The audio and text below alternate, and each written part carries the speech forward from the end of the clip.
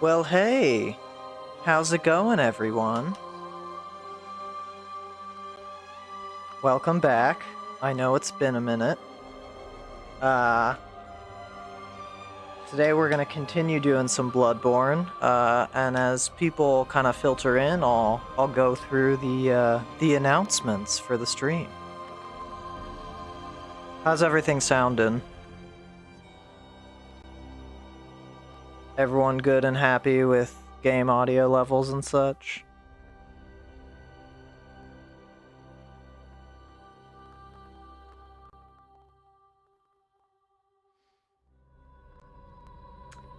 Well, I'll talk about it a little bit now, but last couple weeks since I last streamed have been a little bit crazy, but honestly, I got such a good response from everyone that I was really encouraged, and so I decided to take some time to like really sit down and put some work in and come up with some great show ideas for you guys. So like, as we're continuing in Bloodborne, but in addition, things that like we can start doing for the long run.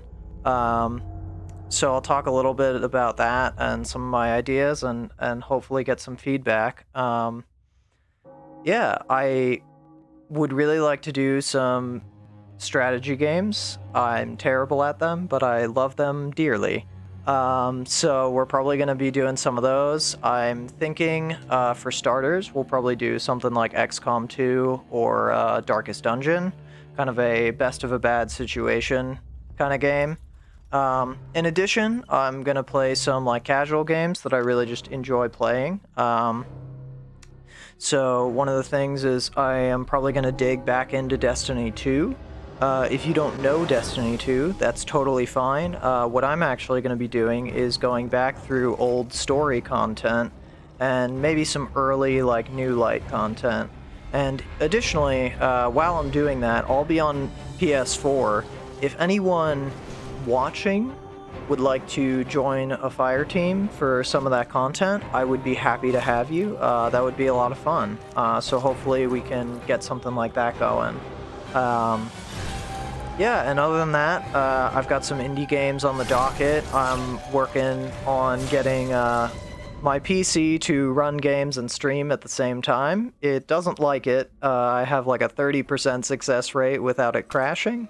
But we'll see. We'll get there. So hopefully we'll be able to expand the game library a little bit as we move forward. Additionally, I wanted to let people know that the Stream Archive YouTube is now live. You can find the link both on the Twitch page and on my Twitter page. My Twitter page is also linked on the Twitch page. It's just at SquatchHunterR. You'll see it in a lot of the other screens. So if, for whatever reason, you don't want to use the link and you're like already browsing through Twitter, you can just type it in and that's that, you know? Cool. So hopefully everyone enjoys that. Again, I'll be kind of refreshing people's memories, but I wanted to let people know that the first stream is up on the YouTube archive channel. So you can go and watch it there if you missed out. Do some catch up, and I guess other than that, we'll get going. We'll get started. So today we're going to be doing probably Gascoigne as the first thing. Just like really going in. And then outside of that, we'll probably get to Old Yharnam, hopefully get through Bloodstarved Beast, and do some kind of other stuff. I did get some really good tips from people in the chat last time around. So I will be asking people whether they want to see some kind of on-screen skips and grinding for the future. But for right now, we're just gonna play and have a good time.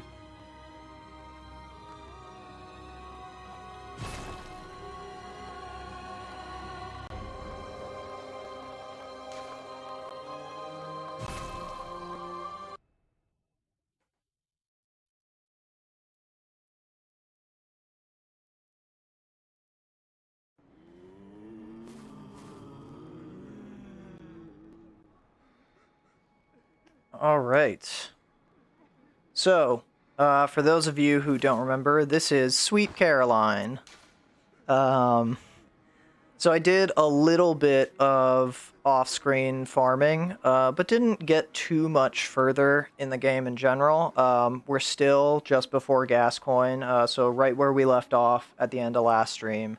I think I may have put a couple levels in, but I believe most of the blood echoes that I got through farming went into getting more quicksilver bullets, because that was the thing that we ran out of at the end of last stream. So I did do that. Additionally, I got one more level on the threaded cane, so that's now at +2. You can see here I've got threaded cane +2 and the saw spear unupgraded. And then over in our weapon hands, we have the blunderbuss at +1 and the regular torch. So we'll just be continuing with that build for a little while. I will be picking up a rather unique weapon, and we'll see if people want to see some of that on screen or not. I'd be happy to do it, but it'll involve going through some Chalice dungeon stuff, and some people really like it. I personally find the Chalice dungeons to be a little grindy, just a little kind of samey, so it might not be the most interesting part of the game, but it's definitely a really unique experiment, and so I'd love to go through at least a little bit and talk about sort of that experiment that they took with Bloodborne. Because it is really interesting, this idea of doing these kind of infinite dungeons that are unique to every player based on what materials you put into them. So that's really what's going on, and we'll get going in just a second. Let me make sure I have all of my equipment set up. So this is something that I didn't do the last... Oh, I don't think I actually picked it up. Alright, so one thing that will... Oh, hey, what's up? What's up, Filthy Fan? Thanks for following after the last stream. I really appreciate it, and I definitely appreciate you tuning in.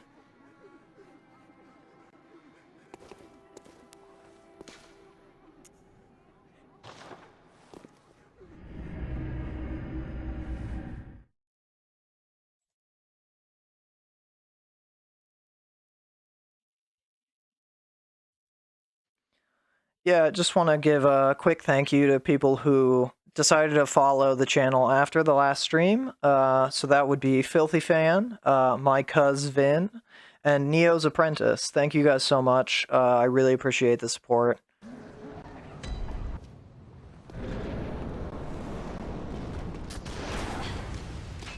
I hate when he just like fires the gun right off the bat.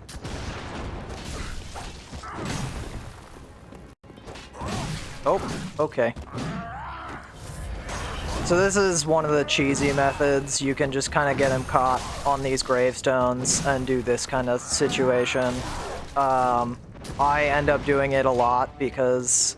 And like I explained this a little bit last stream, I think with all Souls games, there's kind of those bosses that just like, no matter how many times you play through the game, you always have a little bit of trouble with. For, you know, people who are great, those are usually the super bosses, things like Nameless King in Dark Souls 3, or like Sister Freed, people like that. Gascoigne is that for me in Bloodborne. For whatever reason, he just like always knows exactly how to rough me up. But we've managed to get to second phase, so we'll see how things go. Alright, I did not expect to get that visceral. One of the tricks is like on stairs, it's really hard to get visceral. It's really hard to get visceral shots because like the game doesn't read the frames quite right. Oh shit.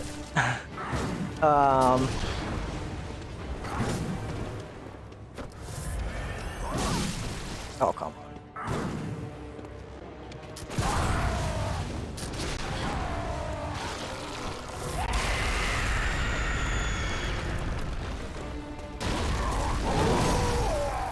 Okay. Okay, okay.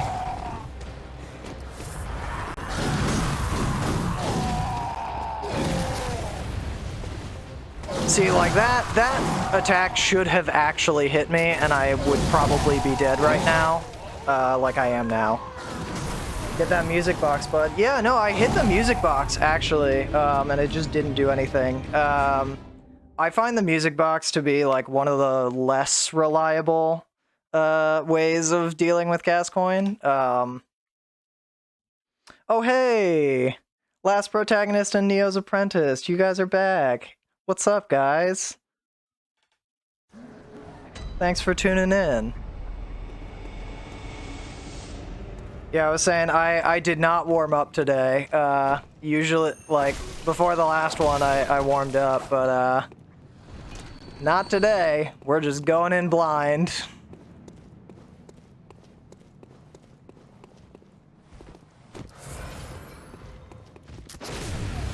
Oh, come on.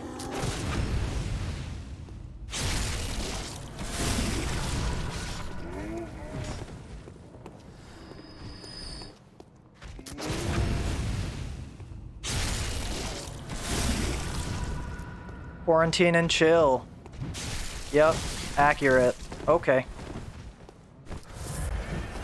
I should probably stop looking at chat in the middle of fighting things.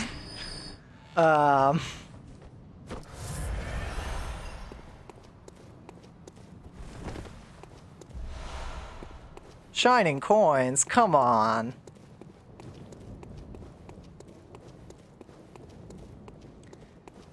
Yeah, quarantine's been super weird. Last couple of days.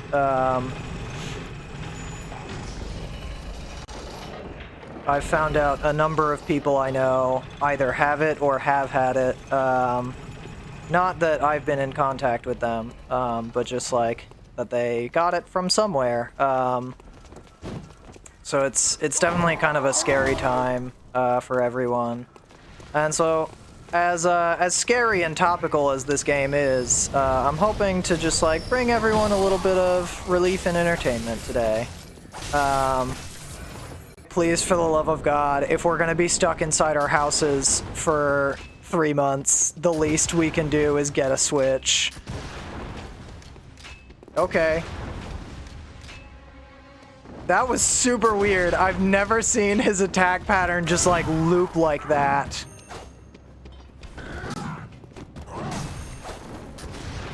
Alright. This is going well.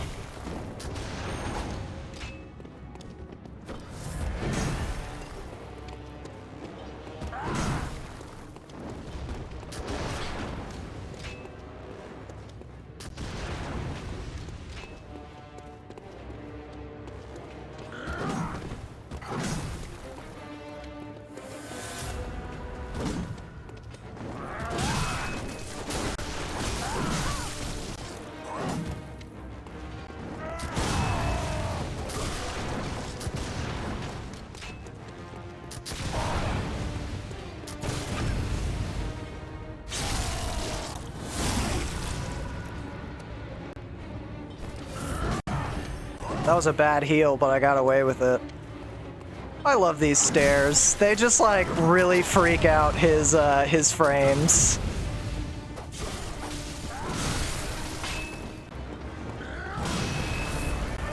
Oh, okay. There's the follow-up.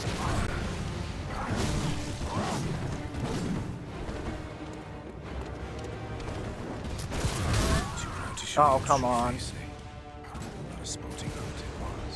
Jackbox? Are you talking about like Jackbox party games? I actually only have Drawful, which I've been using for game nights with friends, like online. F's in chat for my sanity as I lose to Gascoigne for the millionth time.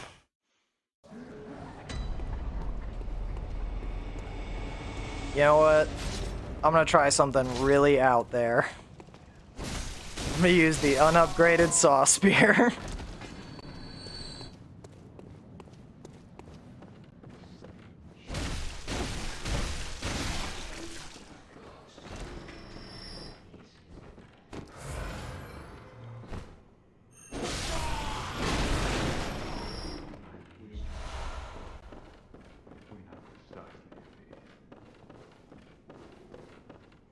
Jackbox works better in person. Yeah, it really does. They're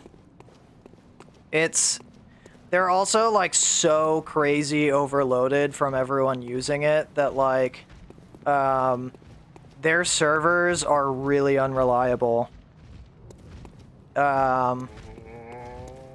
So like getting a bunch of people in to do Jackbox, maybe it would be super cool and fun and I would love it. But it may not be the most reliable solution. Just hope for no delay. Yeah, for real.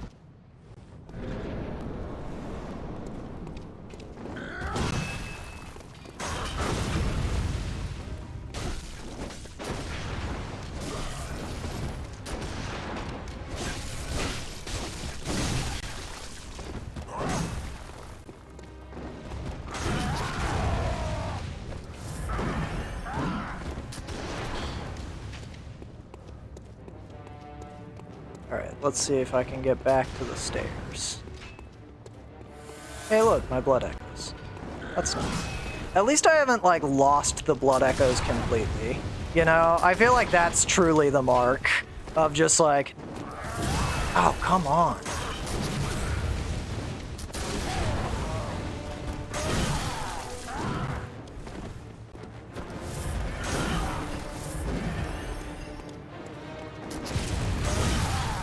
Okay.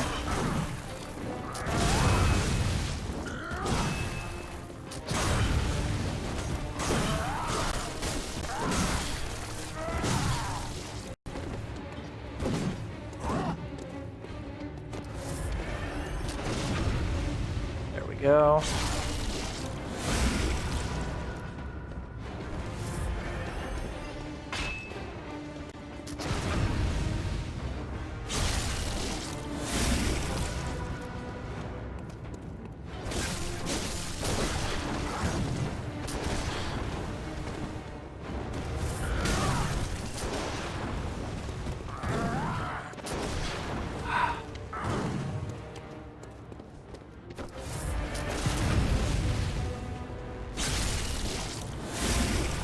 Keeps getting me when I'm like trying to dodge away or like heal with that gunshot.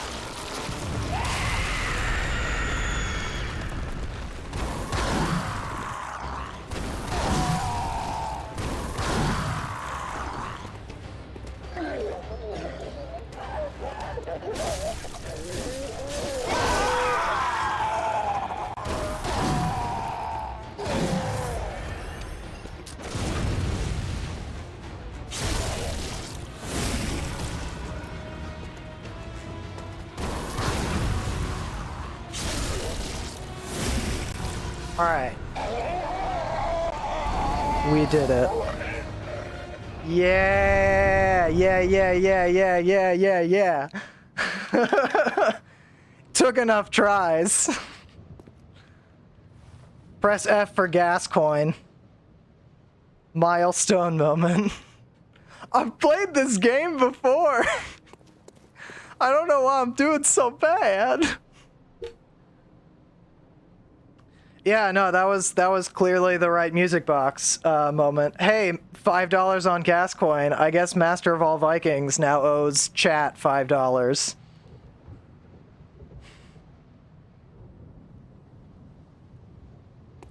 All right. Hey, who remembers that little girl who wanted me to find her mom?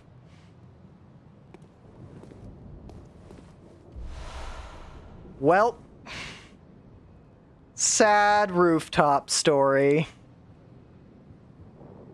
This is actually, like, this sucks because, like, the idea that he's so far gone that he couldn't recognize his wife is just so tragic. And like the fact too that she pursues him without the music box. It's like there are just so many elements to this where you're like, oh man, that could have gone so much better in so many ways, you know, of like, I do really wish that there was like a world in which she didn't go and like come after him, but like that's not good storytelling. The good storytelling is that she's dead on the roof in the biggest pool of blood in the like area.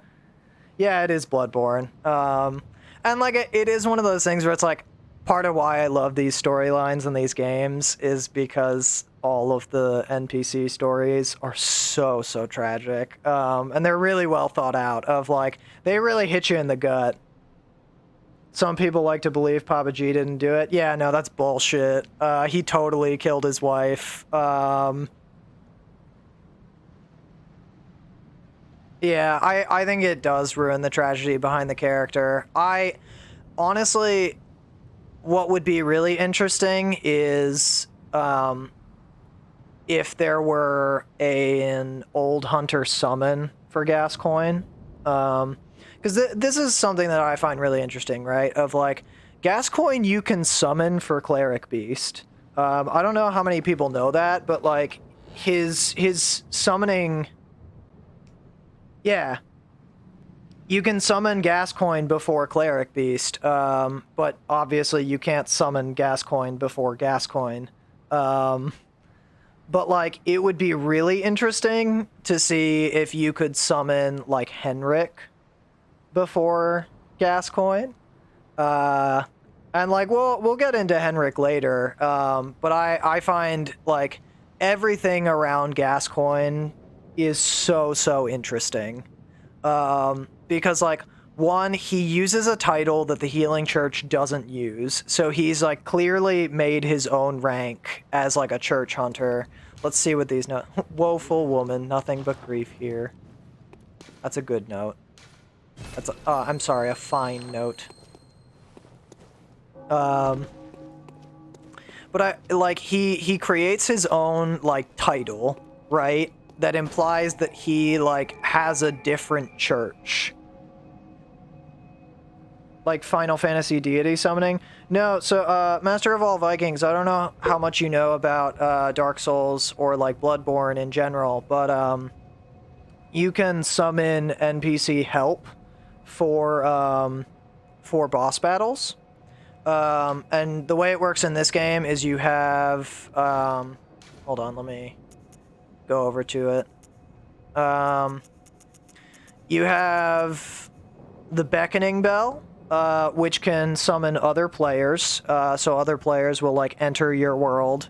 And then you also have, I'm sure I just scrolled right by it and didn't even notice.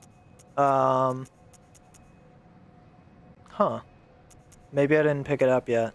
But there is also an Old Hunter Bell, which can summon NPCs. You want to see some PvP bloodshed? The real answer is I'm terrible at PvP. So you will see it at some point. There are two areas in the game that you just can't turn off PvP without killing a special enemy. I'm going to leave one of them on, so that if y'all who are following along want to come wreck me real hard in the Nightmare Frontier, go for it. When we get to the later area that has PvP, I am definitely going to kill that enemy, though, because that area gets really tough. Can't you go back for Papa G's daughter? Yes, you can. So there are a couple ways to take that quest line. Actually, the best ending for that quest line is never to talk to her again. But you can totally go back and talk to her. We have to do a couple of things first. But after that, I'm gonna go scrape through and pick up all the NPCs from Central Yharnam. So we'll see that quest line play out a little bit more.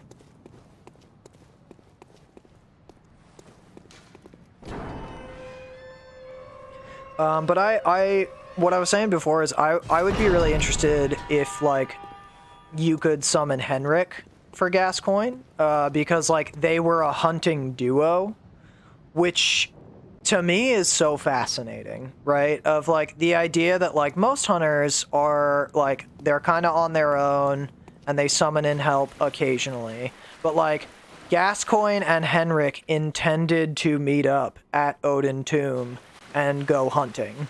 And I don't really know how to interpret the later part of Eileen and Henrik's quest line. I guess the best interpretation for me personally is, like, upon finding Gascoigne's body, like, all beasted out, Henrik goes insane and, like, just attacks whoever.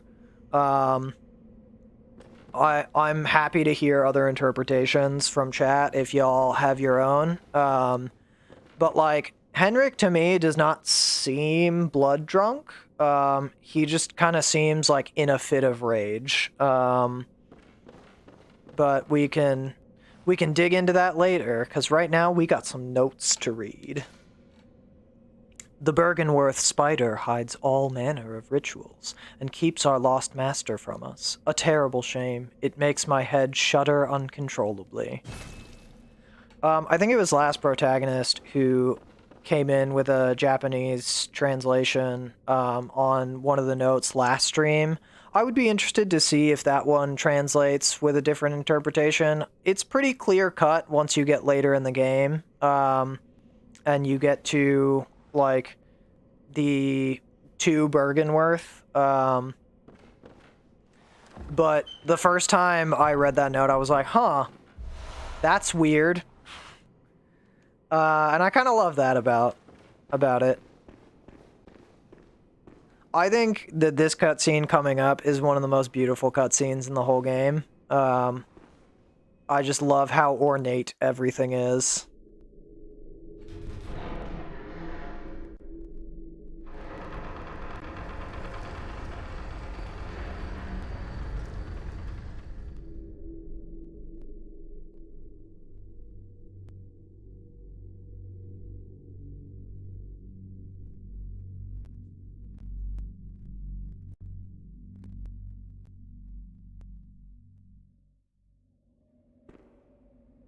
I also love that you can see the, like, chapel guy in this cutscene, but just barely.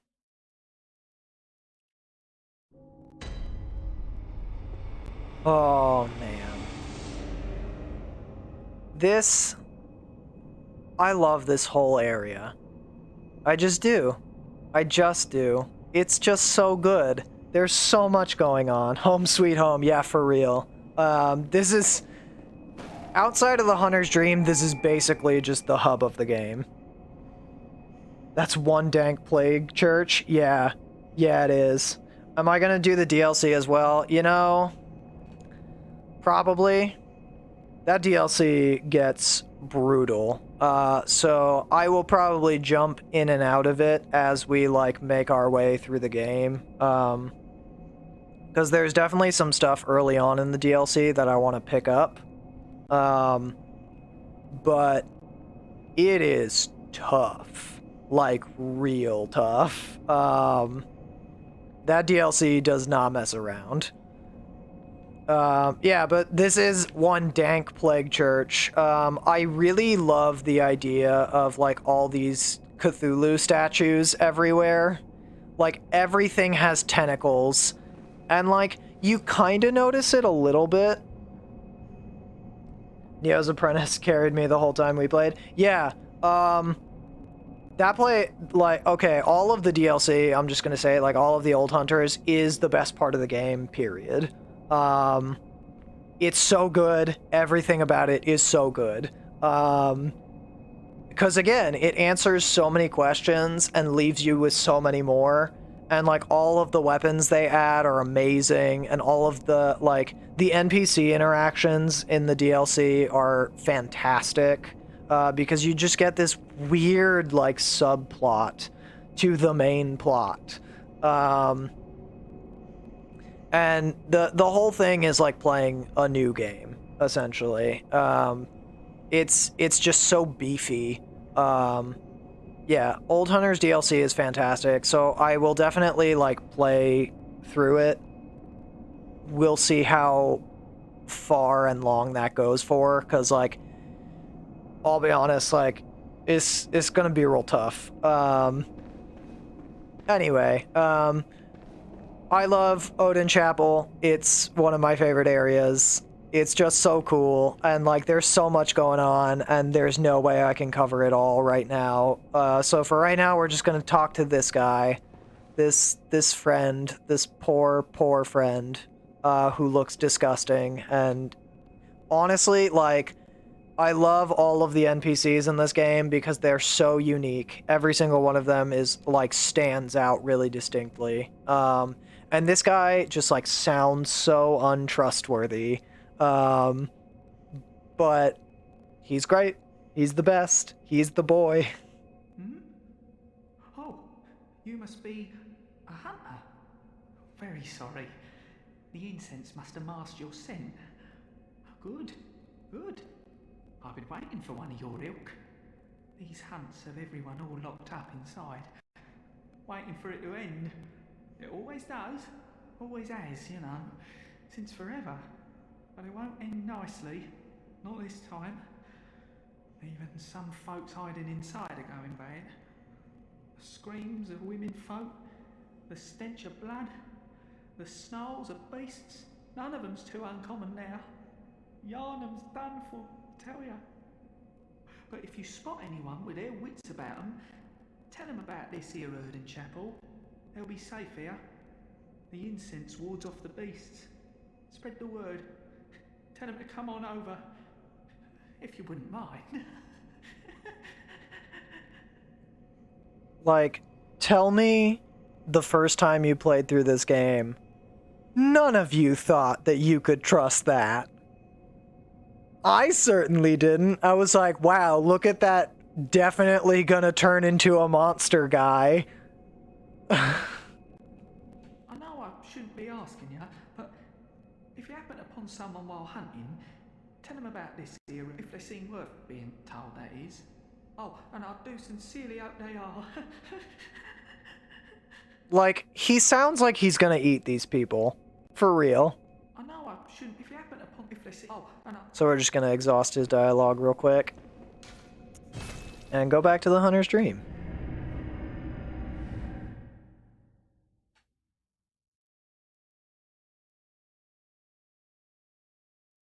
So we now have one... Yeah. So this is exactly the reaction I'm talking about. Master of all Vikings, you totally hit the nail on the head. Never played Bloodborne, and how do you trust a man made of 90% rags? Because the other 10% is good deeds. But his eyes glow! Like, he's covered in red rags and his eyes are glowing and he just nervously laughs at you. Like, it's so weird.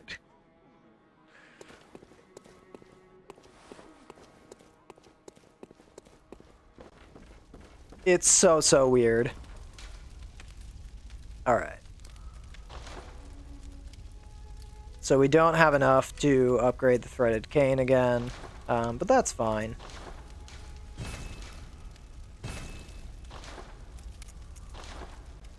Alright. Blood gem fortification. Right, we haven't picked one up yet. We'll get to that. Oh, I forgot the most important part. Fashion.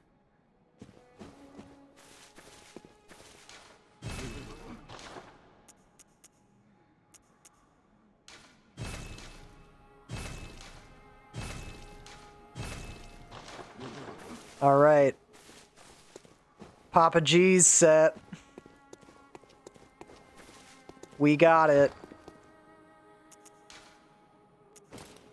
This is the hat for the rest of the game. Except for when I need to change it for, like, full armor set stuff. But, like, that's the hat for the rest of the game now. I love Gascoigne's hat. It's the coolest hat in the whole. What do we think? We like Gascoigne's garb? Is that the vibe? I don't really like Gascoigne's gloves that much because they're like weird bandages. Like your like fingers stick out and the rest of it is just like this pale gross bandage, and like the idea of that is just like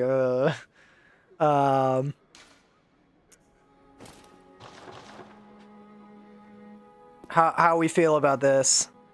I like this personally. You never go full Papa G? Oh, no, never. Unless, I think, actually, it's worth going Papa G for, like, a beast build if you don't have the other clothes that are, like, really good for it. But,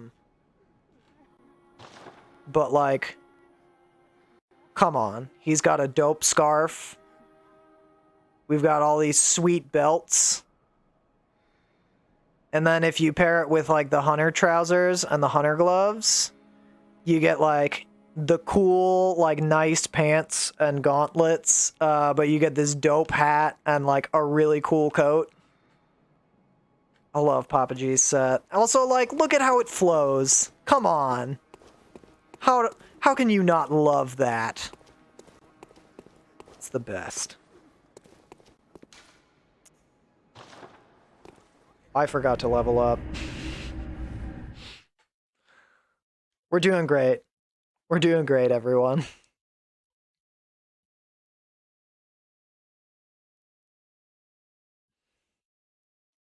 It's fine. We'll be back at the hunter stream in like 2 seconds. Because we have to pick up 2 things in Central Yharnam now that Gascoigne is taken care of. Gotta release the limiters. So I don't know how many people actually know this, but there is a, like, minor time change after Gascoigne in Central Yharnam specifically. It turns the sky into this, like, late twilight as opposed to early twilight. And certain, like, NPC changes happen. And most people know about the NPC changes, but, like, there's actually a lighting change, too. Like, you can just barely see it, but it actually, like, most of Central Yharnam goes to, the blood moon lighting, even though the sky is not the blood moon lighting.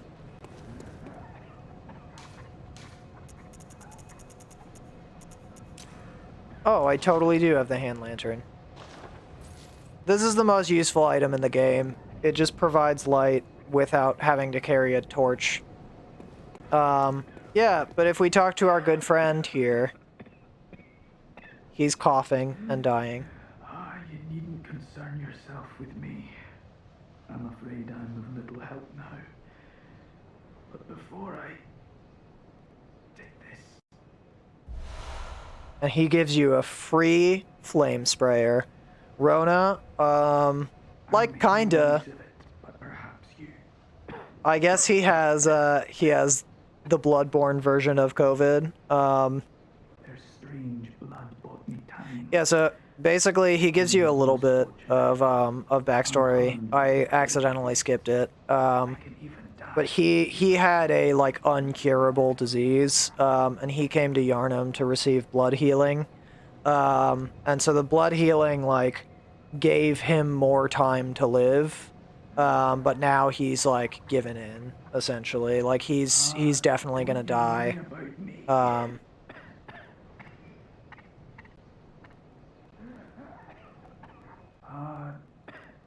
And then the last thing he says before, like, the dialogue loops is he's like, oh, don't worry about me, at least I get to die human. Because he's like, oh, well, at least it's not the fucking beast plague. Which, honestly, is just really sad all around. The fact that he is just like so happy to like, oh, well, I get to still be a human before I die. And spoilers, some bad things happen to our good friend in the window. So the reason we're going back to Yosefka's clinic, I don't know how many of you were here last time when I talked to Yosefka before Gascoigne, but now we get very different dialogue from her. Oh, well, hello. Splendid. Let me ask you a See if small I can get kindness. her face. You're soon off to hunt, Occasionally you I can do it. presume? Then, if oop. you find any survivors, I got her tell them jawline. to seek Yosefka's clinic. Upon my Hippocratic So oath, basically, if they are despite yet telling human, you like I an will look hour after them, ago, perhaps hey, even cure them. now that you've been outside, you can't come back. These beasts, they are Now not she's to be like, feared. oh, wait, if you find This time people night who are like comes, doing all I right, may be trapped here, I'll treat but I them. should Just do send them to something the to help. clinic. I'll even offer a reward for your cooperation. Tempted? I find the choice of dialogue, Off you go like then. the language choices of this dialogue, really, really fascinating. Of like, oh, I'll even offer you a reward. Tempted? Like everything. It's interesting the way that they present the option of Odin Chapel versus Yosefka's clinic. Because you get this guy who is saying everything honestly really nice, but seems really, really untrustworthy. And then you come to this door and you get someone with like a very calming voice, but their language gives away like a much darker vibe. But you're like, I don't know, you sound trustworthy. You should have been tipped off. She's in. Yeah. Yeah, right? Right? Okay. We'll get there. Yeah. Yeah. So last protagonist hits it. So this is a little bit of a spoiler, but her voice actor is different. So this is not Yosefka. If you find anyone who's still human, send them straight to Yosefka's clinic. You can assure them there's no place safer. Please, do me this service. Yep. There's no place safer than Yosefka's clinic with her different voice actor and her very weird choice of words. And her white church garb. I don't know how, like, we're not quite there yet, but she is wearing full-on white church set, which we'll get to later, but the white church set, I believe, is like the set of church assassins. Oh yeah, she also calls it Yosefka's clinic, not my clinic or to me. There's like a lot of little giveaways in her choice of words, despite the fact that they like purposely give her a very nice, yeah, more like, okay, not assassins, more like surgeons. I'm gonna call what is the difference in this world? Because they're the ones who always carry poison knives around.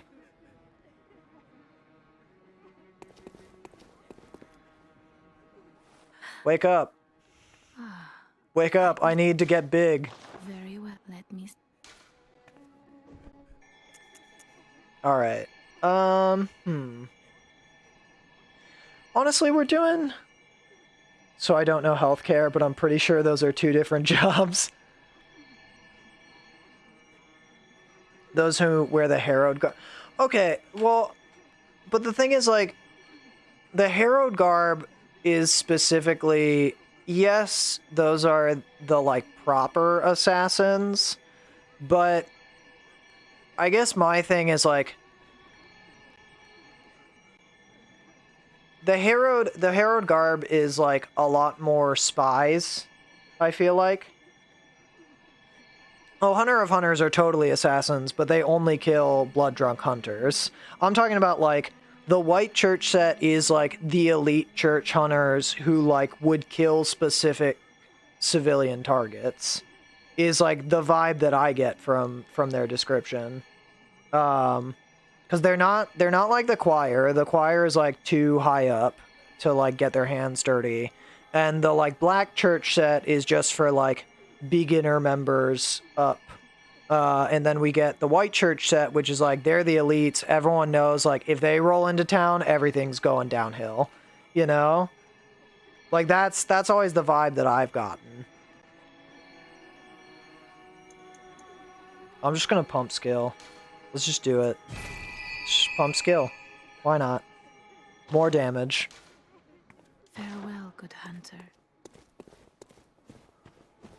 I also like to take my extra blood echoes and invest them into things like spare blood vials, so I'm not carrying around just like random extra echoes.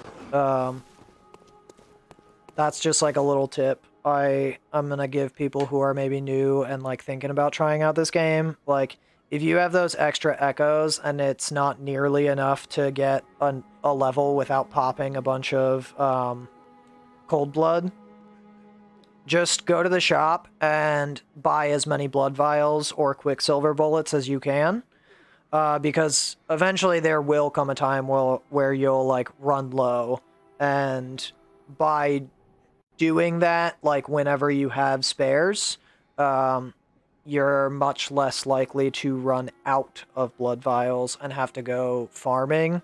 You may just run like a little bit low.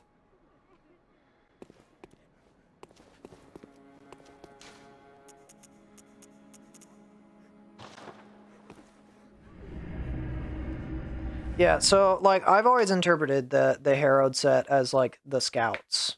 'Cause like they're like spies. Everything about that set is like designed to disguise them, but the white church set is like they roll into town to wipe people out. They're very much the like, we suspect you have the plague, so now we're going to kill you. And I guess that's not proper. Like, I guess it's hard to say, because like they more fulfill the role of executioner, but the executioners are a different like group of people in this game. Yeah, a proper assassin would leave no hint of their work. Yeah. Alright, that's fair. That's fair. I'll give it to you. Oh shoot, I totally forgot to talk to those NPCs. It's fine. We're gonna do a little bit of grabbing items in Cathedral Ward first anyway, before we head towards Old Yharnam.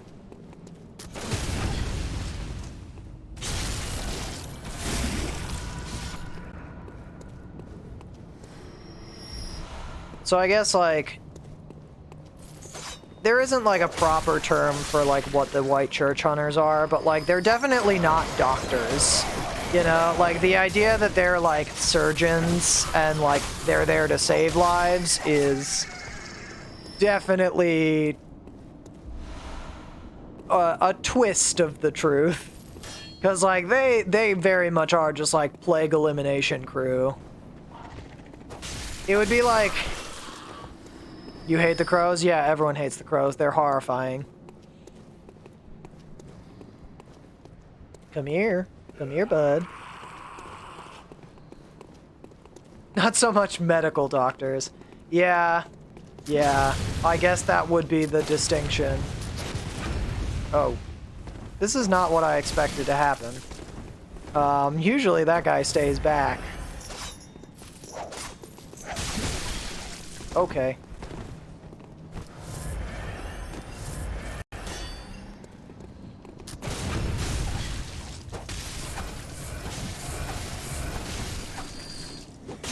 We're just gonna R1 mash it out. Yeah, they're definitely not medical doctors. It would be like if the reaction to a, like, pandemic was just, yeah, are they slightly symptomatic or came into contact with someone who is? They're all just gonna, like, get burned. Like, they all go on the pile. This is one of my favorite item descriptions, so I just have to stop for a second. A crude wooden shield used by the masses who have arisen to join the hunt. Hunters do not normally employ shields, ineffectual against the strength of beasts as they tend to be. Shields are nice, but not if they engender passivity. I love that item, because it's just an item to say, don't use this item.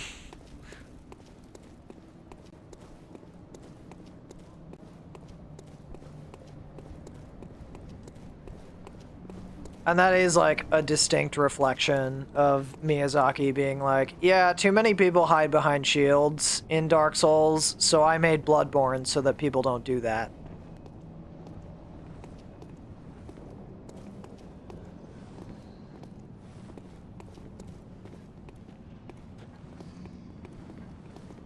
We're just gonna casually walk behind this dude. Nothing suspicious. Just, you know, taking a stroll.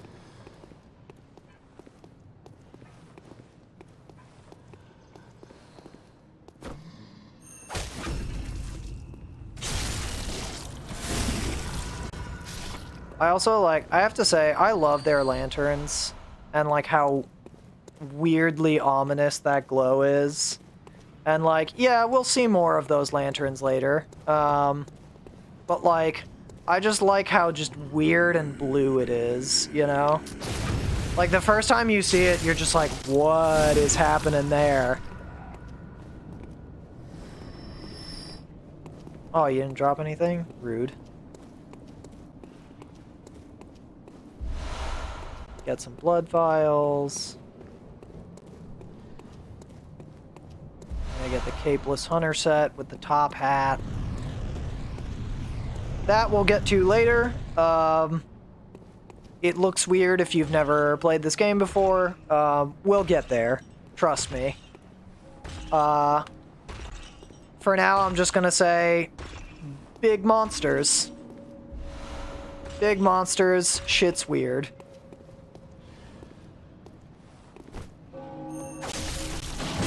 Oh, okay.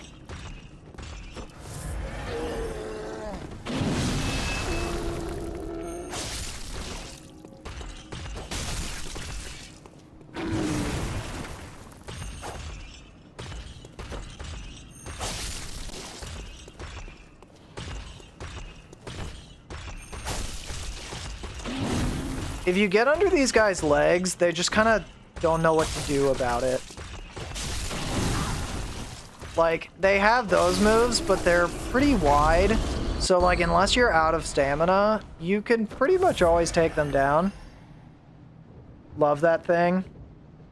What, the hand? The hand that grabs you? Yeah. It's a lot of fun.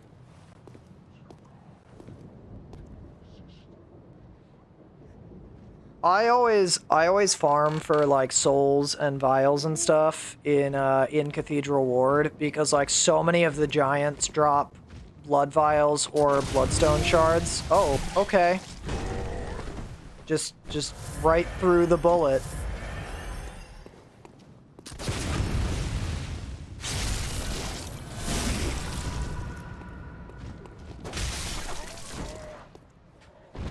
Yeah, that like portal hand, the first time I saw it and I didn't get caught by it, and I was like, what is that? I have to know. And then I got caught by it on purpose and then just immediately died and was like, I feel like that's something, but why though?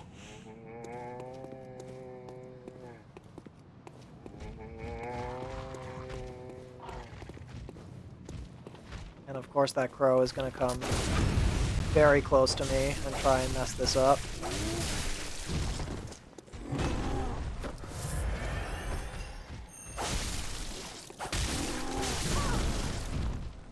Wow, I am just killing it today, guys.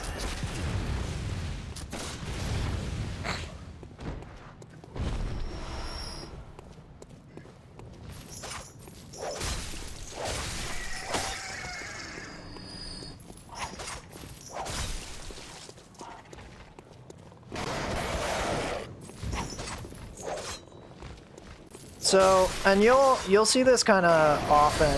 I have a very weird order that I play the... Jesus Christ. I have a very weird order that I play this game in.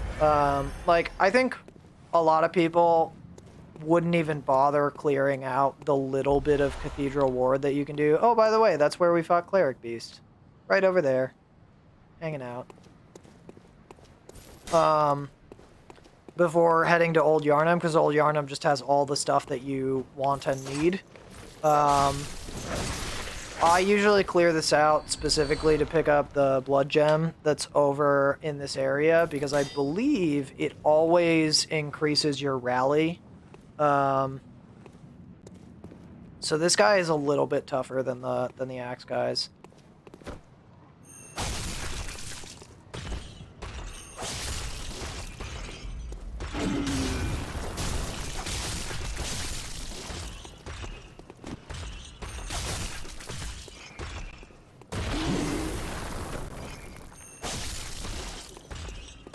He's got like a little more health, and also that like ball and chain has like a crazy big range. So like really you got to get right up on him, or you're in the danger zone.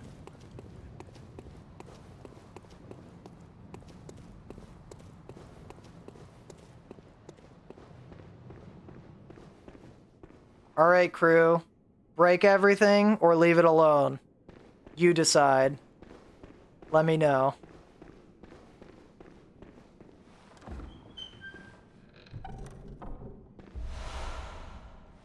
Tempering blood gem. Also, so this is a fun fact. This door exists on both sides of the bridge. It's like right on the end of where the Cleric Beast fight is. Yeah, a bit of a shame they never made that door work. So, I don't know for sure if this is true, but I have heard that the reason they couldn't get this door to work is that they couldn't like unload all of the assets from Central Yharnam and load in Cathedral Ward in a reasonable amount of time. So even though this is like, you will actually connect directly to the other side of this door, like people have dropped coins here and you can see them glimmer on the other side of the door. It will just never open because they can't load the assets fast enough. Which I think is like, it's a little bit of a shame, but honestly, like, I can't think of too many people that would have made use of that door anyway. Because, like, realistically, going past the ball and chain guy from the, like, lantern on the bridge seems like Yeah, they could have used elevator or stair tricks. I think the idea was that, like, they wanted it to be a, like, real space,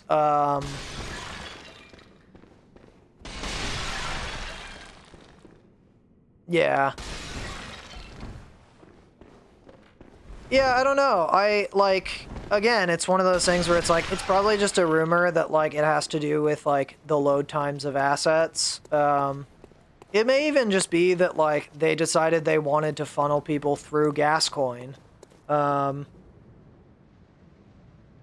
Yeah. Making one of them optional and one of them, like, non-optional. But I don't know. I think Gascoigne as the first, like, you have to beat this to progress boss is actually kind of good, because I'm gonna be honest, like, as much trouble as I have with Gascoigne, if you can't beat Gascoigne, the rest of the game is gonna be really, really challenging for you. I think Gascoigne asks you to do a lot of things really well and, like, get in the habit of making the right choice at the right time, and being really aggressive. And if you can't learn those lessons early, like, it's gonna be really, really hard to get through the game, I think. Yeah, Papa G and this is totally what I mean. Last protagonist, you absolutely got it. Papa G kind of represents how the game is supposed to be played as a hunter. He is really in your face, he's really aggressive, like, when you get away from him, he rolls into you, he fires into you to like cancel your actions. He is very much like, I'm here to teach you how to play the game. And if you're not going to learn this lesson, it's not going to go well for you. And like, it's a hard lesson to learn. And like, you all saw me struggle with it despite having played through this game a lot of times, you know? And it is that sense of like, you got to really tune in to this game. Where am I going? Oh, right. Like, you gotta really tune in to, like, making decisions quickly and making sure they're the right decisions, because otherwise, like, you're gonna go down, and that's just gonna be how it is, you know? And I think a lot of the bosses teach you different things, especially early on. I think Bloodstarved Beast is like a, hey, your normal Dark Souls strategy of just like get all up in the boss's face if it's like a big monster is not necessarily going to work, because this one has a permanent poison gas cloud. And so, like, you really have to stop playing it like Dark Souls and start playing it like its own game, because it is. There are definitely bosses later that you can kind of handle in that cheesy sort of, like, hide behind my shield or, like, just dodge it out until I get the openings. But, like, a lot of this game is very much just like, yeah, gotta learn the parry windows, like, gotta learn the movesets, gotta make the right decision based on the information I have.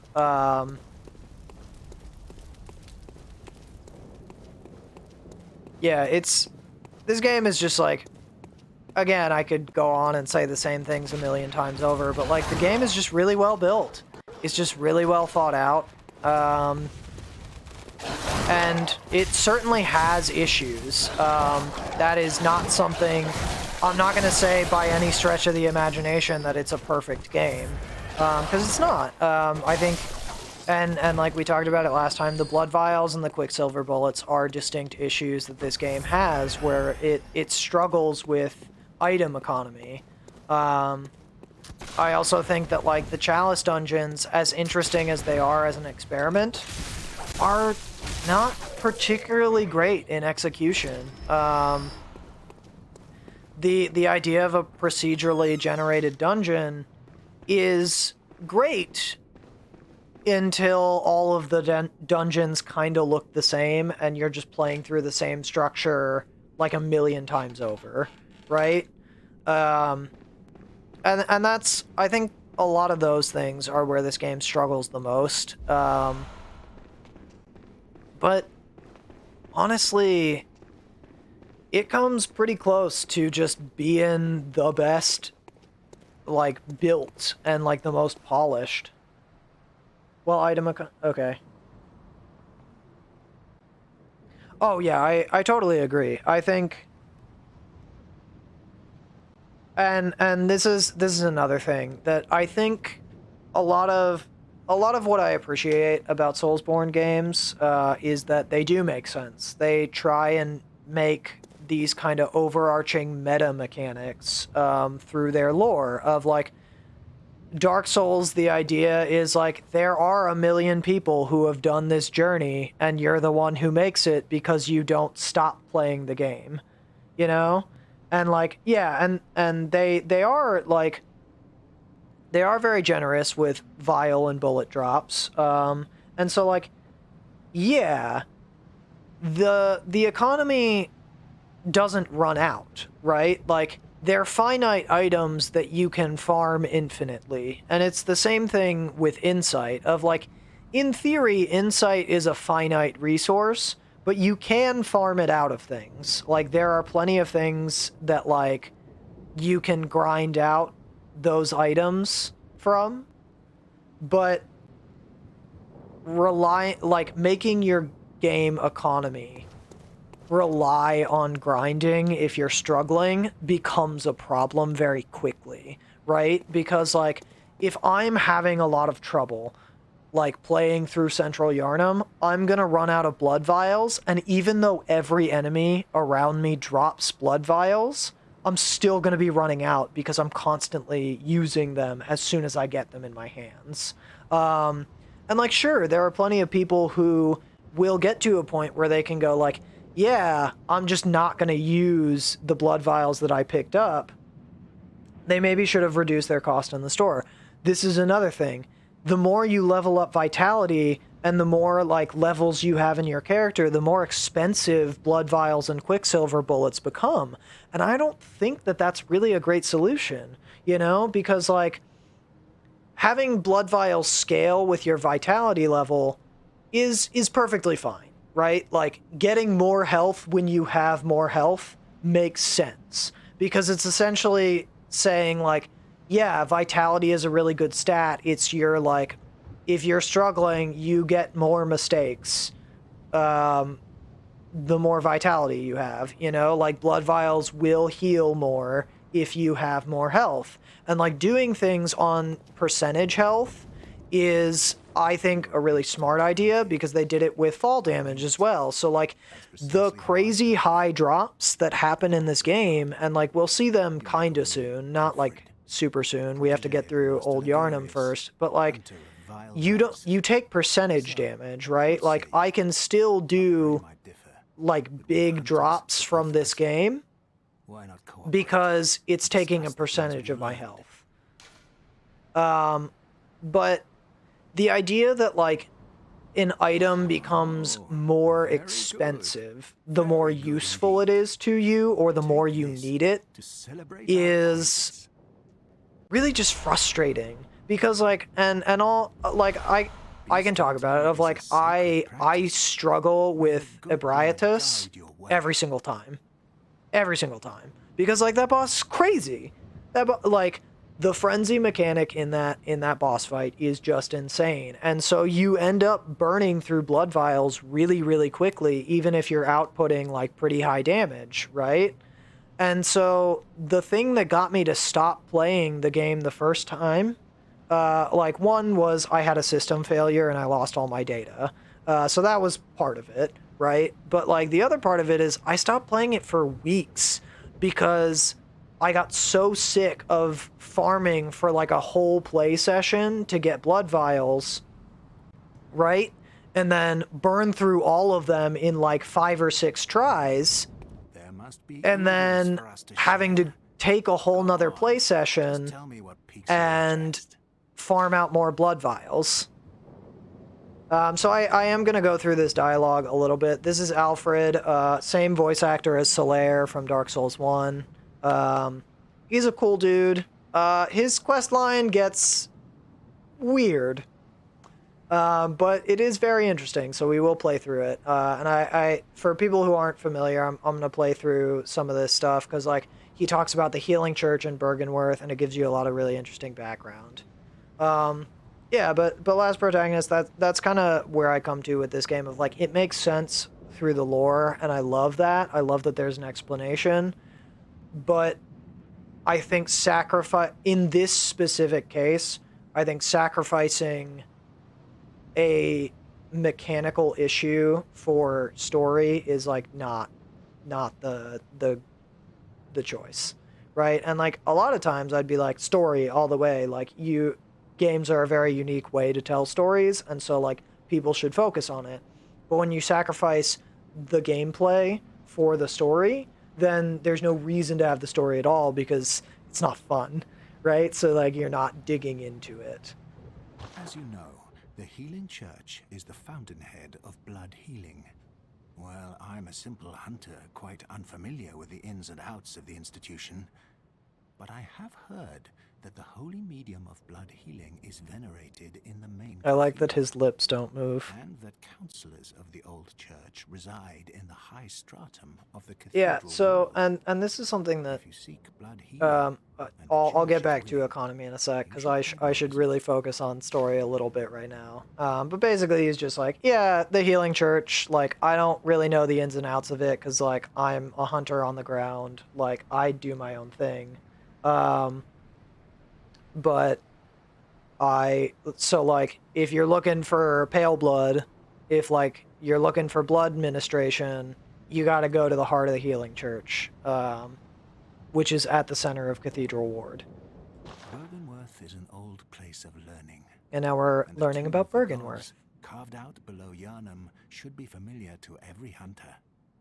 Well, once a group of young Bergenworth scholars discovered a holy medium deep within the tomb. This led to the founding of the Healing Church and the establishment of blood healing. In this sense, everything sacred in Yharnam can be traced back to Bergenworth. But today, the college lies deep within a tangled wood.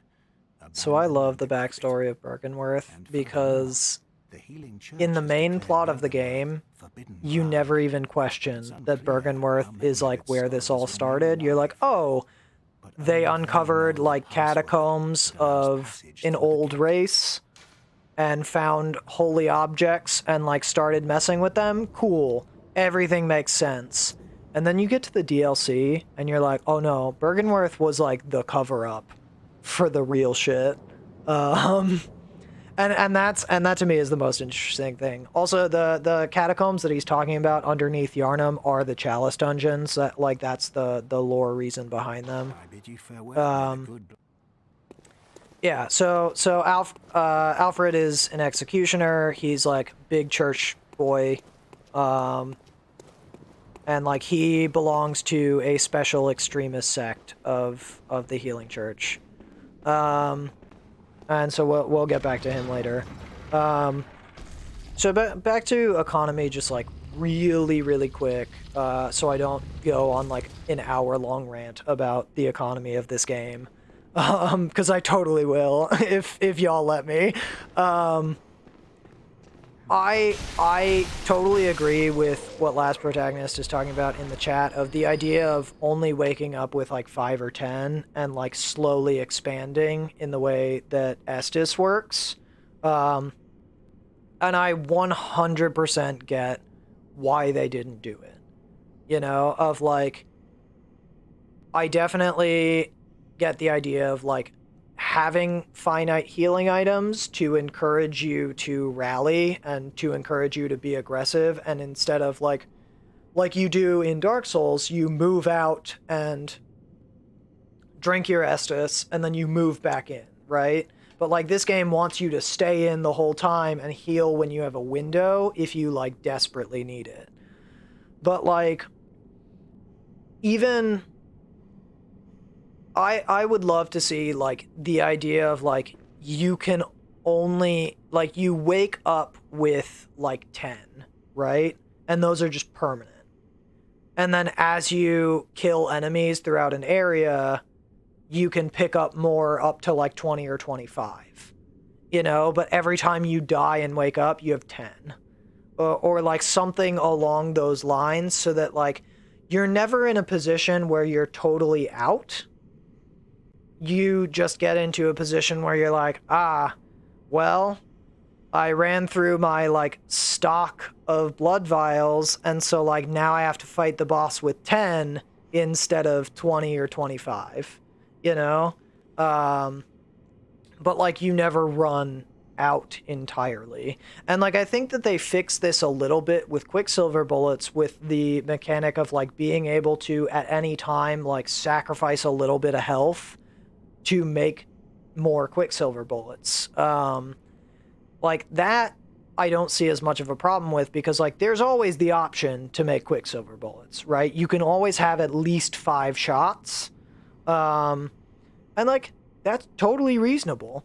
But I think the issue with blood vials, with, like, the blood vial economy in general, is just, like, it's it's really deep rooted in how this game is built. And it's unfortunate. But I would love to see a PC version of this game get released and like have some modder figure out a better system, because I think the blood vials are they're so big, they're so present in like the issue of this game, and they turn off so many people who would otherwise be really good at this game and maybe really enjoy it, you know? Because like even for me as someone who loves this game dearly, I have a deep distaste for the blood vial system. And it's unfortunate. It really is. And like there's not much else to say about it. Is just like it really stinks that like everything about this game is so good that it's ruined by like this one thing, you know?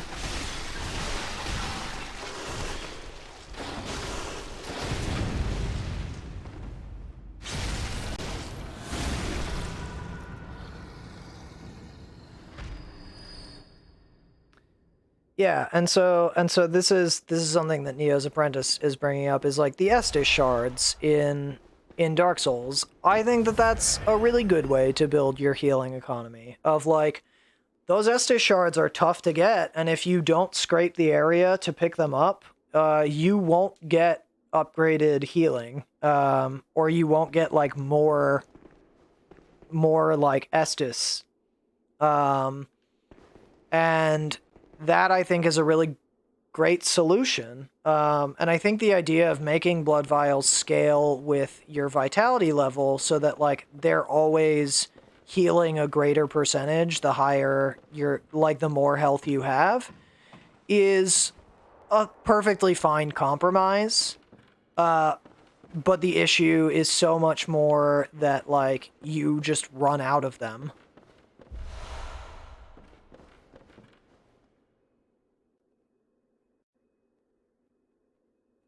Yeah, and this is, and again, nail on the head here in chat of like, y'all are crushing it.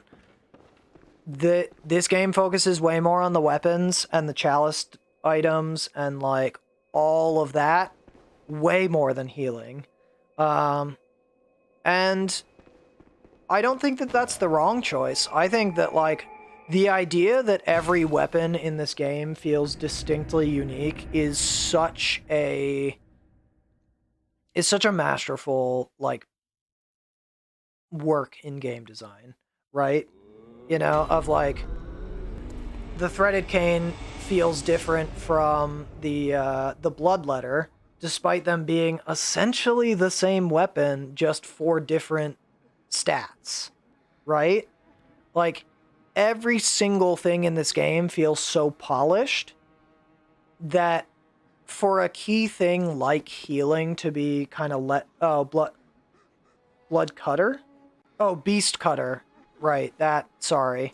That's what I'm talking about, the beast cutter. I said bloodletter, not the weapon I'm talking about. The beast cutter, the big club with the whip.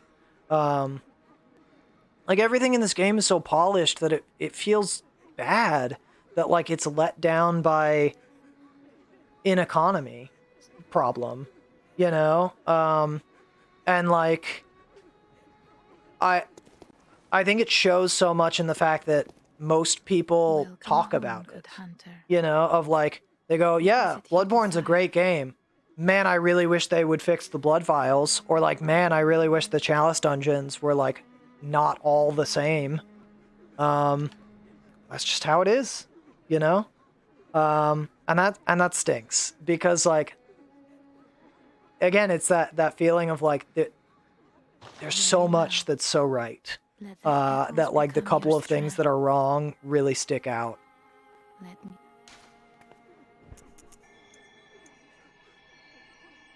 All right. Farewell,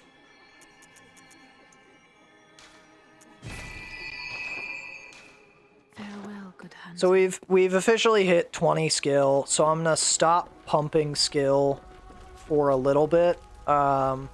I usually do this about this time of like at either 15 or 20. I'll stop pumping a stat and start investing in another stat so they don't fall behind.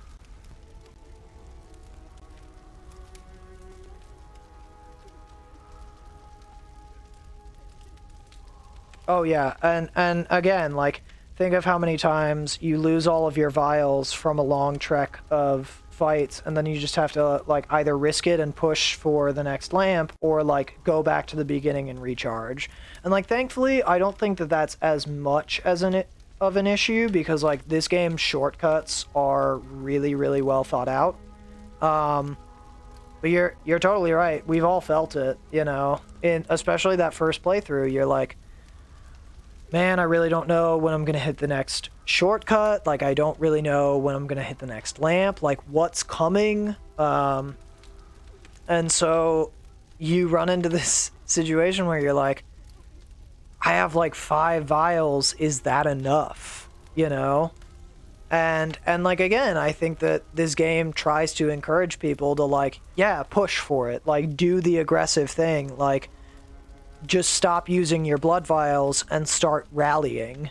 But like, that's a really hard thing, and I don't think most players like that or like want to go in for that, especially when it's a new experience. And so I think it really turns people off, which is unfortunate.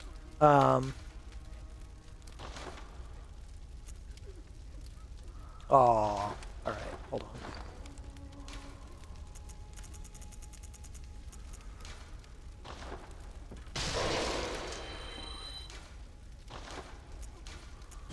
Threaded cane +3.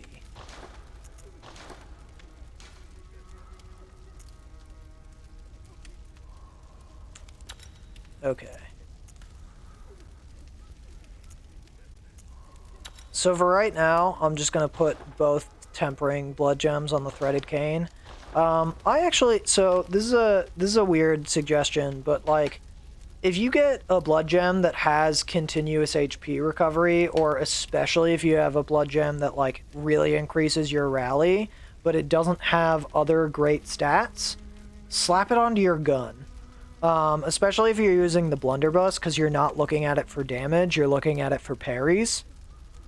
And so you end up with like essentially just a free slot to get higher rally or like HP regeneration, even if you're using a weapon that is two-handed, like the hunter axe, or later on we'll see things like the rifle spear. You'll sling that gun on your back, and those advantages will still be active. So it's like, if you're not looking at your gun for damage. Oh yeah, it requires gun upgrades, but here's my thing. It only requires 1 gun upgrade. Of like, at +1, I have an empty droplet slot on the blunderbuss.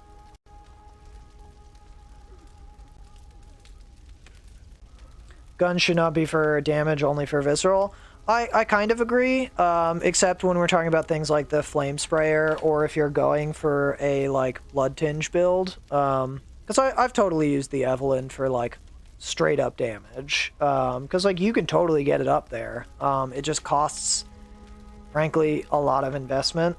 I also like, I've never been great with the pistols in this game. I just find the blunderbuss to be like more useful generally.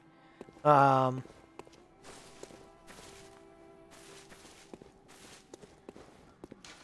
so now we're gonna go back and get people from Central Yharnam. Get all the NPCs. Now that we have the lamp for Old Yharnam. Really, you find the blunderbuss annoying. Why do you find it annoying, Neo's Apprentice? I'm really curious, because I've always used the blunderbuss as like the main gun, because the parry window is so much wider in most cases.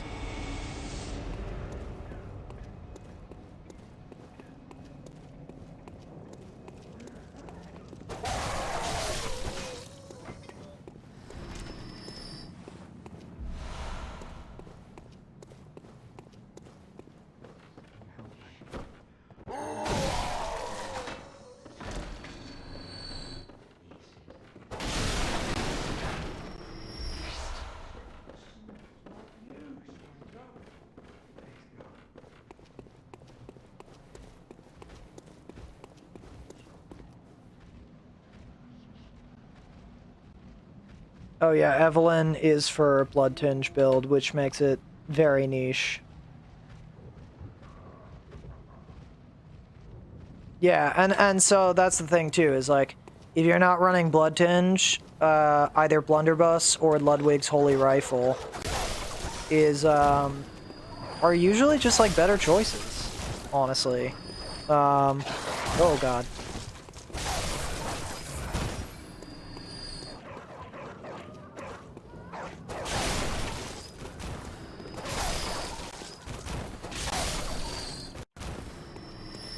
One day, I'm gonna figure out how to do the skip that's like right here. The like speed running skip here, where you jump up on the fence. Unfortunately, that day is not today. But we'll get there. Yeah, like, I just think that like the wider spray is so much more useful for parries.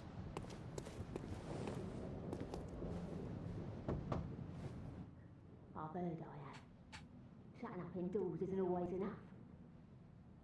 Well, if you once had got off your arse, you wouldn't be in this mess. You're obligated to help me, you hear? This is the most unpleasant old woman in the world. You've got to tell me you're not.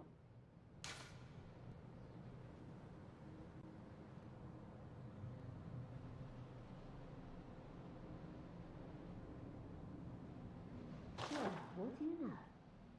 Okay, so that's a good point. Of Blunderbuss and rifles are for beasts and bosses, where you like want the wider hitbox. But pistols are more accurate for hunters.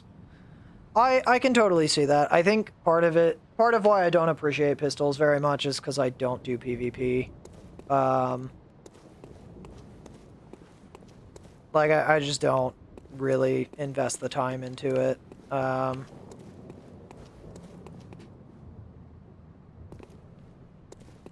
guess the best way to go would be back this way.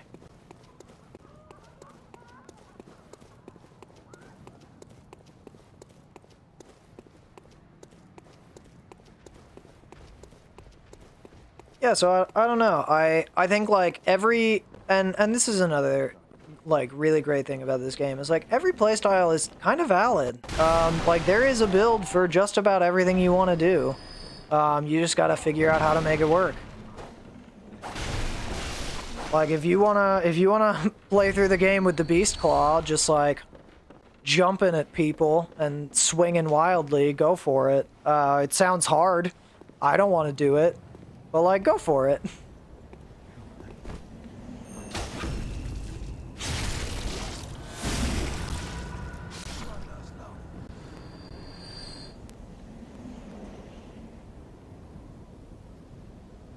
Okay.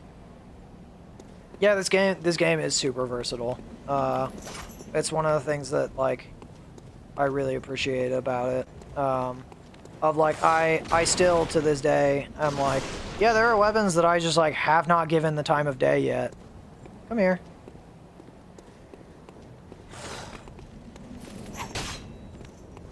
Oh. Yeah, so this is a fun trick if you struggle with these two wolves on the bridge. If you already have this shortcut open, just catch them in the doorway. It's a very cheesy way to do it, but it works. Especially if you've got a lot of range. Figured I'd show that off. Boom hammer. I haven't touched the boom hammer, honestly. Like, I've played a little bit with it, but, like, I got it, you know, it's one of those items where you're like, yeah, I get to the boom hammer, like, so late that, like, I already kind of have my weapon, you know? And, like, you can totally rush towards the boom hammer and, like, do it that way.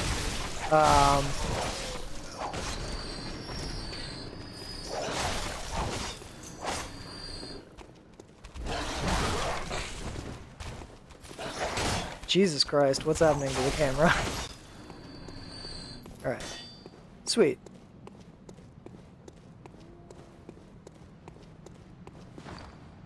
Just so I don't accidentally hand her the brooch. That's a good blood gem to have. Hello, Miss Hunt. Still can't find my mum. Oh, okay. I can wait. But isn't there something I can do? Maybe Mum and Dad are stuck out there, waiting for me to come and find them. What do you think, Miss Hunter? Okay. So here comes the conversation. I think this option is better. I just, like, I can't, knowing what the ending is, send her that way. I think this option is way better. I'm curious to see what, like, other people who know think. No, Yusefka? Really?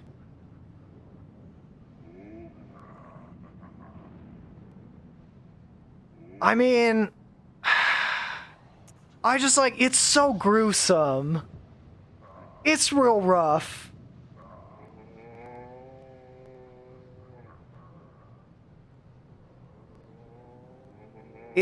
I mean, okay, I'm not gonna ignore her. But, like, this to me has always felt like the slightly better ending, right? Of, like, yeah, it's bad, but it's not withhold information. I'm not gonna withhold because I want to, like, play out the quest line, because there's another NPC at this window. I don't know if y'all know that, but there is another daughter in the equation later on in the quest.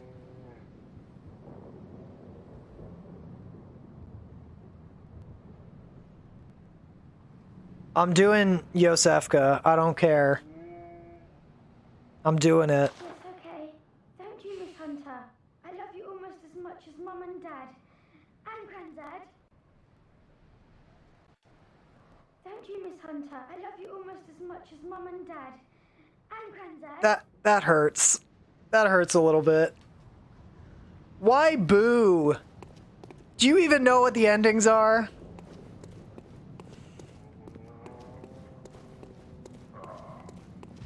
What are you doing here?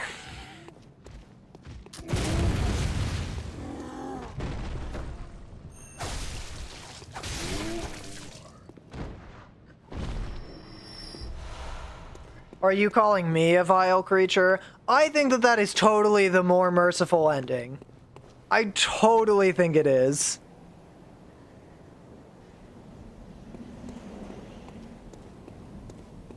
How? Okay. Big spoilers. Big spoilers. The choice is literally between send her to the church hunter to get turned into a, like, celestial being.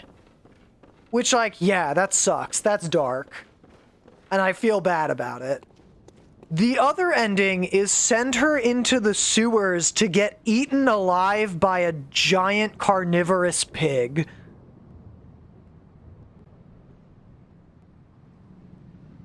And you find her, like, hair ribbon covered in blood. No, even if you kill the pig, it doesn't matter.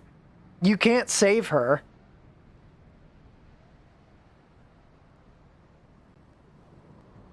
That's the thing, is, like, there isn't a world in which you can save her except never telling her, and she still goes off on her own after a long enough period of time.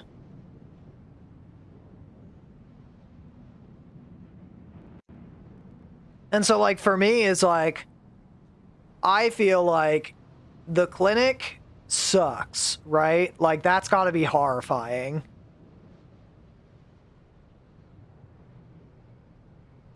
I think the clinic is horrifying, but, like, getting eaten alive by a pig sounds so much worse.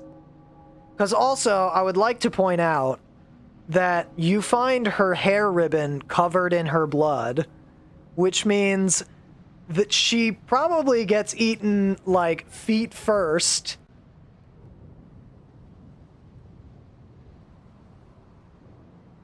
Yeah, the messengers hold her ribbon up, but there's a way better messenger item. And if you're telling me, honestly, that you don't find the urn festival for the messengers to be the best one, get out of here. I don't even know. Oh, Top Hat is pretty good, actually. I will give you that. Top Hat's pretty good.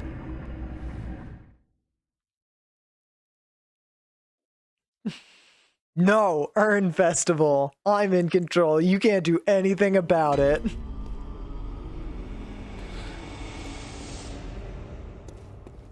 The pig is the real victim here? Get out of here. That pig is a horrifying monster.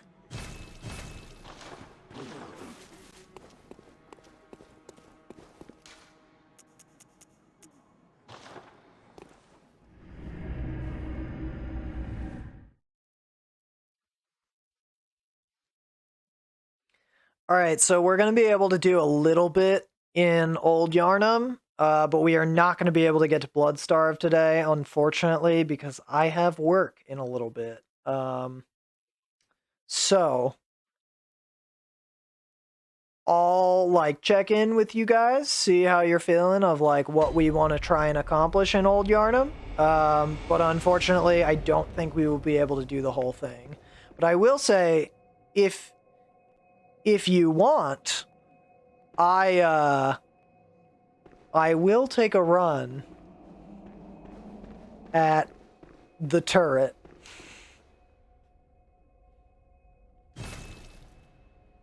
Town is long abandoned. Hunters are no longer needed here. Yeah, Jura. Because I'm probably... I will almost definitely not make it to Bloodstarved, but I can certainly try and make it to, like, Jura. And, like, try and take out both hunters. Unless y'all want me to do Jura the other way where we talk to him, in which case we don't get cool stuff until later. Oh, come on.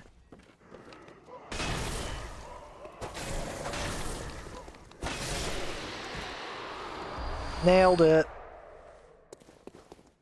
Who is Jura?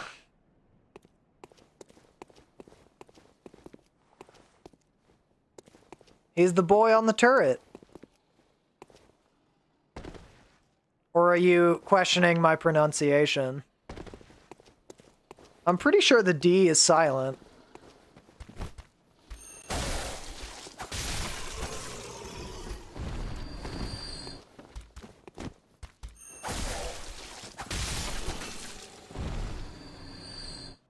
Oh, just looking for some backstory? Okay, so you guys want me to do Jura later, then? By, like, going in the back way?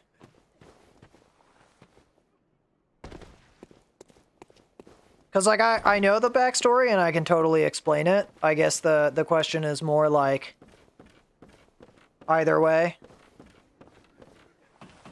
You know what? It's been a while since I did it the long way. So, like, maybe I'll do Parl a little bit early and try and do Jura the, like, proper way.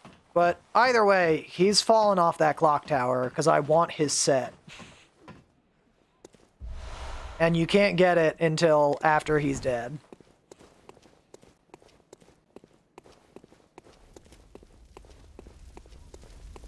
Alright, well then Hunter! Didn't you see the warning? Turn back at once. Old Turn back Yharnam, at once. burned and abandoned by men, is now home only to beasts. They are of no harm to those above. Turn back, or the hunter will face the hunt. I love Jura. I think he's such an interesting character because he also, like, clearly is, like, trying to care for the beasts in Old Yharnam because, like, yeah, like, I know some of them, it's like the bandages are from, like, way before, but, like, a lot of this is stuff that it's like, he's definitely like grown attached to some of these beasts. And like, yeah, I think that there's some extent where it's just like, well, yeah, but you know, at some point they realize that like there was no saving it and everyone in here is like a beast now. So like there's no point in trying to like kill everything. I don't think that that's true, Neo's apprentice. I think the Jura like kind of awakens to something. I think that there is some level where I really admire and understand this idea that like these were once people, and like the fact that there are no longer any people left in this part of... Yeah, he's woke. He's woke. And it's... I think it shows... Skilled hunter, adept, merciless. I think it shows like a really interesting like... I'm trying to think of how to say this. His set, the stats of his set, like, really play into this idea that, like, Jura actually understands something much deeper that, like, everyone else is ignoring.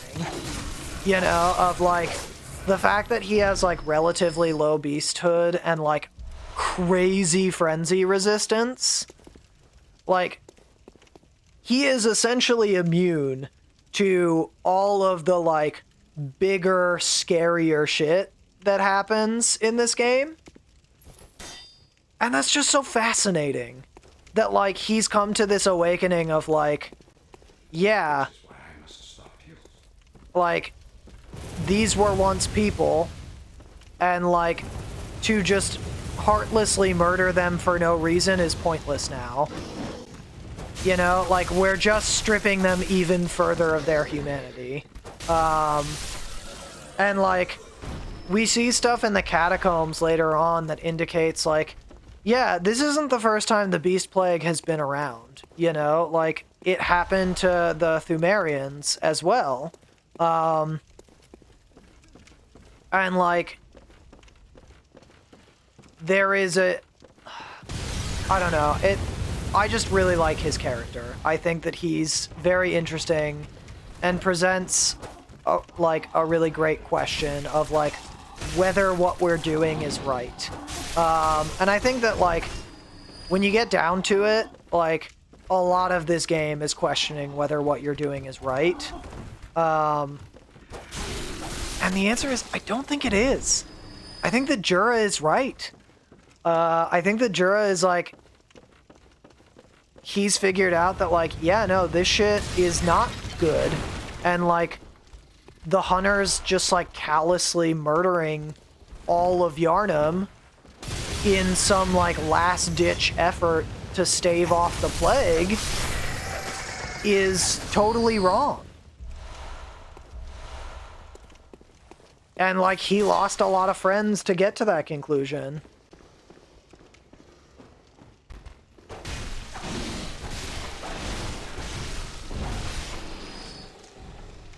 First hunter who hasn't changed but sympathizes with them. Yeah, absolutely. Absolutely. And that's the thing, is like he isn't a beast. He doesn't have an excessive amount of like beasthood or like bloodlust, but he sees them for like people.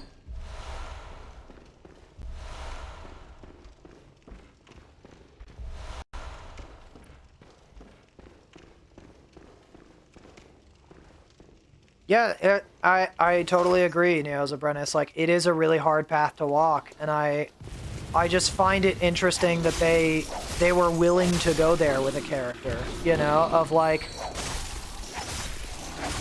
so much of what Jura is like, hey, you, the protagonist, you're the bad guy.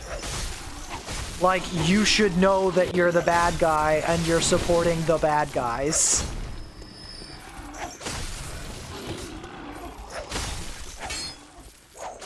Because, like, the Beast Plague at this point is inevitable. No, you? like, I guess that's my point, is like, even the guy in Odin Chapel, like, says it. He's like, yeah, no, this is not gonna end well this time. Like, we've done a million hunts, and, like, it hasn't stopped yet. And, like, really and truly, the hunt is just an excuse for, I'm gonna say the secret final boss to, like, essentially absorb the power and, like, blood of everything else on his level, you know?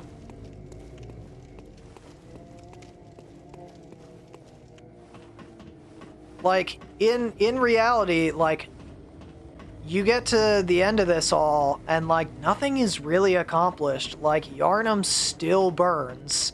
Like, everyone still succumbs to, like, being insane. Yeah, so this is the ladder to fight Jura, if you want to do that. But chat has elected to do it the other way. So this is another entrance to the next part of the area. Where you can get some, like, extra items, and also do some cool special stuff. You can do, like, some cool environment interaction stuff, up this way. And you're just, like, in the church rafters. Light that bitch up. Yeah, you know it. Yeah, so this is interesting. I'm gonna be quiet for, like, just a second so you can hear it. But you can hear beasts chanting and praying to this thing below me, which is a blood-starved beast. It's essentially the patient zero. And I think that, again, this is one of those things where, like, it didn't translate super correctly. But in the Japanese version, I think the blood-starved beast is actually something along the lines of, like, the first beast, or, like, the source of beast blood. And someone who can easily pull that up can feel free to correct me. But, like, no? What is that then? What am I thinking of? Oh, that's the bloodletting beast. Okay.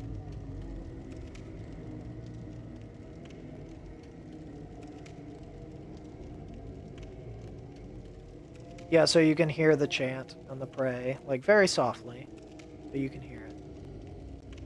And then we're gonna ruin their day by killing all of them and setting their, oh, Bloodstarved Beast literally translates to... Interesting. That is... Okay, so Bloodthirsty Beast, and thirsty can be used as a homophone for dried. So it could be, like, translated to Blood-Dried Beast or Bloodthirsty Beast. That's really interesting.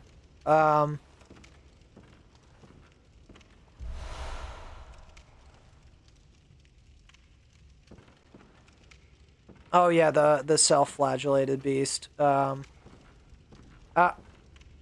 is something that, like, we'll explore a little bit, because, like, it's disgusting, but you can totally see that, like, the blood-starved beast has, like, peeled its own skin off, which is crazy. Alright, I'm gonna attempt to get... And I missed it. There's an item up there for messengers. It's not important, but, like, it's cool to have. Oh, hey, look, it's these idiots. Oop, oop, oop.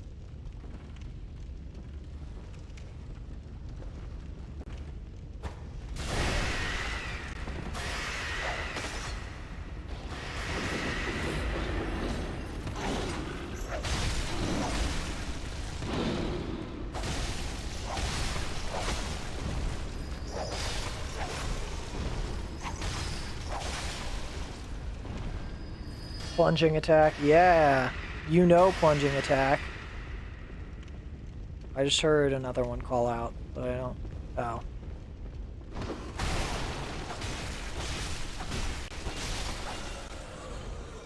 Yeah, so these guys all have poison.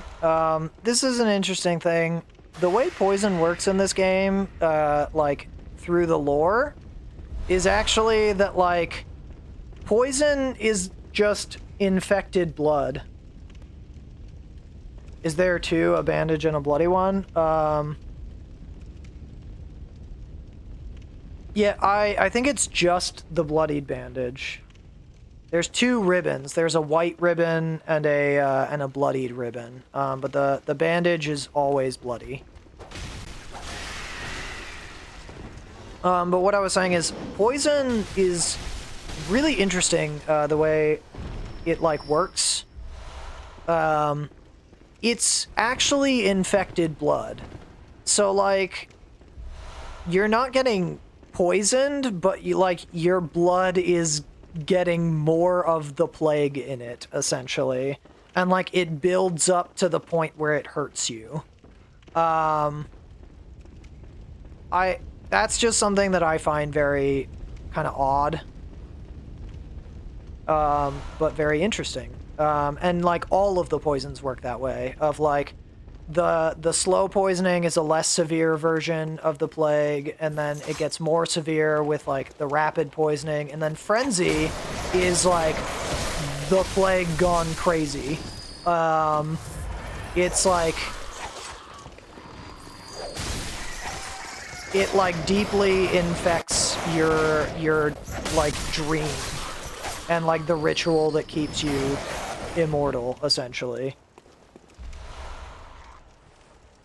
Frenzy is something else entirely. That is not what I have heard, but I could be wrong. It's from overexposure to the arcane. See, but that's the thing, is I thought that it was that overexposure to the arcane made the beast plague worse.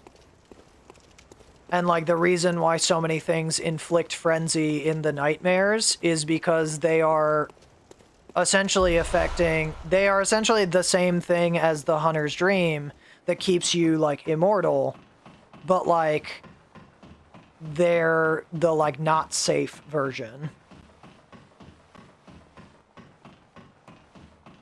And, like, it can essentially just, like, make your blood boil out. Because you'll notice that the animation for frenzy and the animation for, like, rapid poisoning is essentially the same. It's like your blood explodes. Okay. I'm gonna do one thing before we, like, sign off for the day. Because it's 3:15, so I do need to get some food in me before I have to work. I'm gonna try and get the Charred Hunter set and the Rifle Spear. But we're gonna... Yeah, it's a bit hard to describe all the mechanics in Twitch chat. I totally know what you mean. I may just need to, like, re-study up. But I have heard it as, like, the, Jesus. Okay. Alright, sweet. We made it.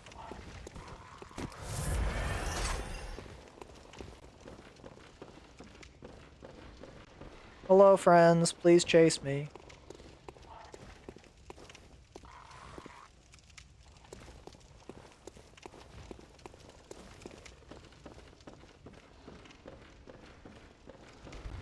Oh, they didn't even wake up. That's weird.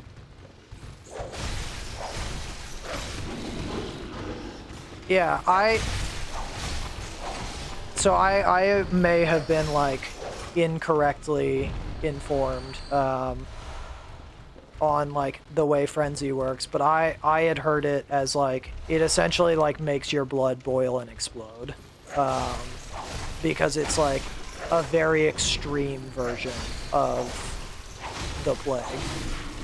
And like, part of the reason why all of this is so bad is because, like, it comes from exposure to the arcane that, like, slowly transforms people.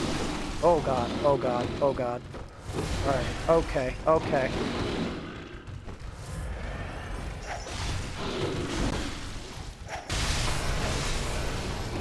Thank God for Rally. Am I right? Yeah, 99% of the community doesn't understand it. I think it's because it's just not explained all that well. to be perfectly honest. And I think that that's on purpose. Threaded Cane OP. Oh, yeah, for sure. Threaded Cane in this area is just like, yeah, there are 15 enemies attacking me, but it's fine.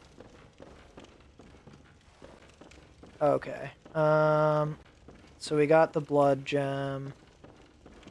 Here it is. Rifle spear! Rifle spear. Rifle spear is the best.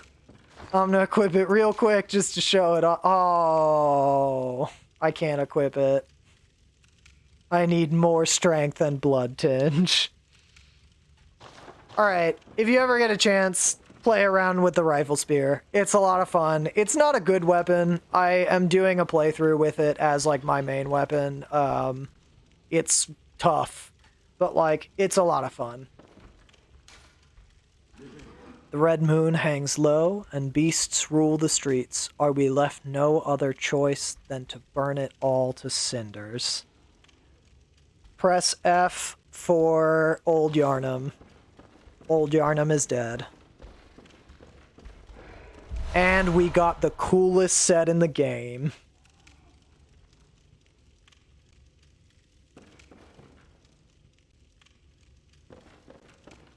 Alright. Now let's see if we can safely make it out of here. Oh, ow, ow.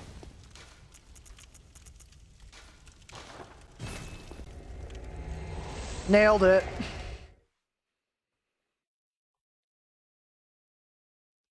All right.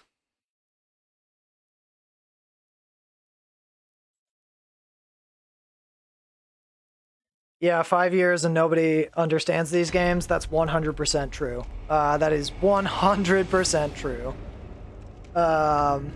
There's so much and I think part of that too, and this is part of why I chose it as like my first game of like I really enjoy storytelling, especially through games, because there's so much left to interpretation that like everyone kind of has a different look on it, and like it's part of why I really enjoy chatting with people about it. But it's a really great game.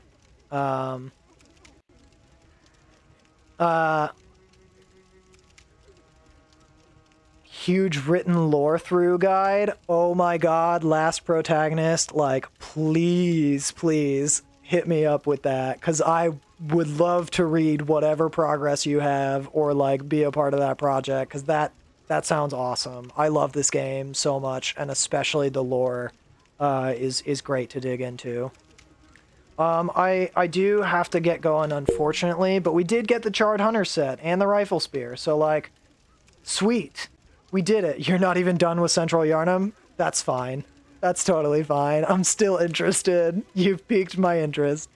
So just a couple of quick announcements for people who weren't here at the beginning. I got really great response from you guys with the last stream, so I sat down and I really tried to like put some work into making this a bigger thing. So there is a stream archive YouTube. It's now live. It has the first stream on there. I am going to try and upload this stream as soon as I can. Realistically, it probably won't be till the end of the week. I'm going to be editing, lightly editing, and uploading it there. That is linked both on the Twitch page and on the stream Twitter account. Additionally, I'm going to try and do regular streams on Mondays, Wednesdays, and Saturdays, so those are the days to definitely keep a lookout for. I've got some show ideas in the works. We're going to be branching out a little bit from Bloodborne, but we will be continuing Bloodborne. I do intend to get through a full playthrough of this game. So we will be continuing this, but we're also going to be doing some other stuff as we go.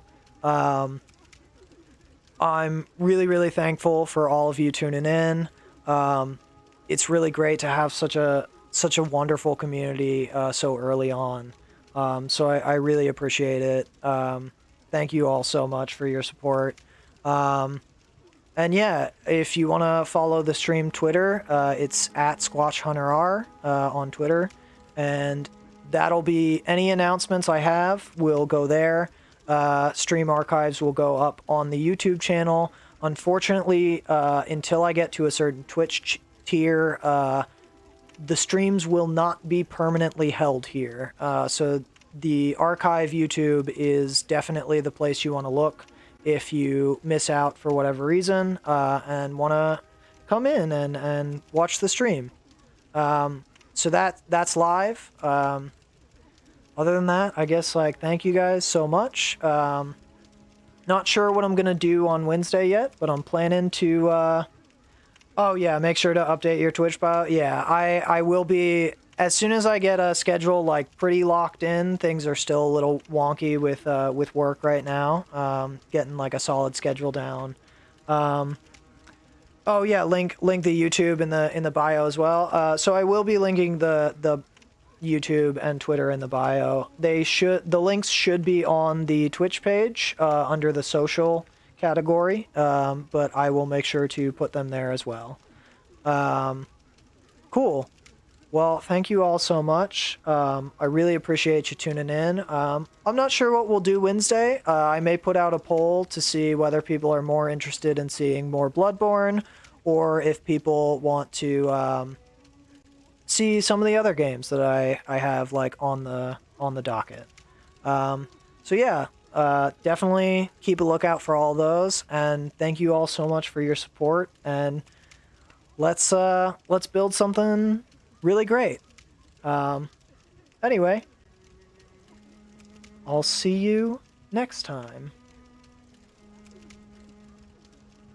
All right, bye everyone.